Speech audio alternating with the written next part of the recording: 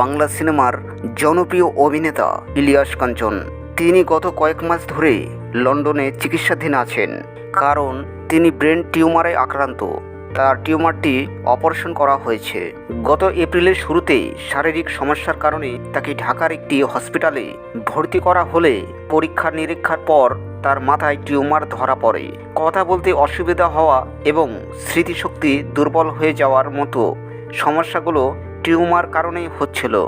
তাই চিকিৎসকরা জানান যে অপারেশন অত্যন্ত ঝুঁকিপূর্ণ। এরপর উন্নত চিকিৎসার জন্য তাকে লন্ডনে নিয়ে যাওয়া হয়। 2025 আগস্ট মাসে 5 তারিখে তিনার মাথায় অস্ত্রোপচার করা হয়। চিকিৎসকরা জানিয়েছেন টিউমারটি মস্তিষ্কের গভীরে ও সংবেদনশীল স্থানে থাকায় পুরোপুরি অপারেশন করা সম্ভব হয়নি। বাকি অংশ নিষ্ক্রিয় করার জন্য এখন তার রেডিয়েশন ও কেমোথেরাপি শুরু হওয়ার কথা রয়েছে। তার ছেলে মিজাজুল মঈন জয় জানিয়েছেন অপারেশনের পরও ঝুঁকি রয়েছে এবং বাকি অংশের জন্য তাকে রেডিয়েশন ও কেমোথেরাপি নিতে হবে। চিকিৎসা অনুযায়ী তাকে সপ্তাহে 5 দিন করে মোট 30টি সেশন রেডিয়েশন ও কেমোথেরাপি নিতে হবে। এই চিকিৎসা শেষে তিনি 4 সপ্তাহ চিকিৎসকদের পর্যবেক্ষণে থাকবেন। বর্তমানে তিনি দ্রুত সুস্থ হওয়ার জন্য দেশবাসীর কাছে দোয়া চেয়েছেন। বাংলা সিনেমার জনপ্রিয় অভিনেতা ইলিয়াস কাঞ্চন। তিনি গত কয়েক মাস ধরে লন্ডনে চিকিৎসাধীন আছেন, কারণ তিনি ব্রেন টিউমারে আক্রান্ত।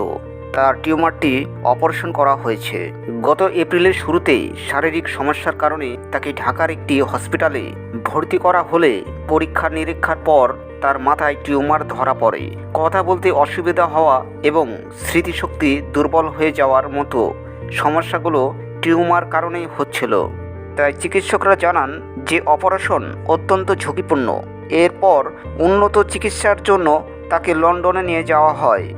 2025 আগস্ট মাসে 5 তারিখে তিনার মাথায় অস্ত্রোপচার করা হয়।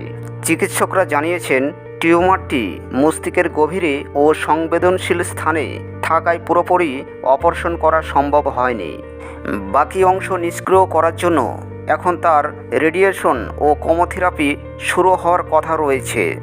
তার ছেলে মিজাজুল মঈন জয় জানিয়েছেন অপারেশনের পরও ঝুঁকি রয়েছে এবং বাকি অংশের জন্য তাকে রেডিয়েশন ও কেমোথেরাপি নিতে হবে। চিকিৎসা অনুযায়ী তাকে সপ্তাহে 5 দিন করে মোট 30টি সেশন রেডিয়েশন ও কেমোথেরাপি নিতে হবে। এই চিকিৎসা শেষে তিনি 4 সপ্তাহ চিকিৎসকদের পর্যবেক্ষণে থাকবেন।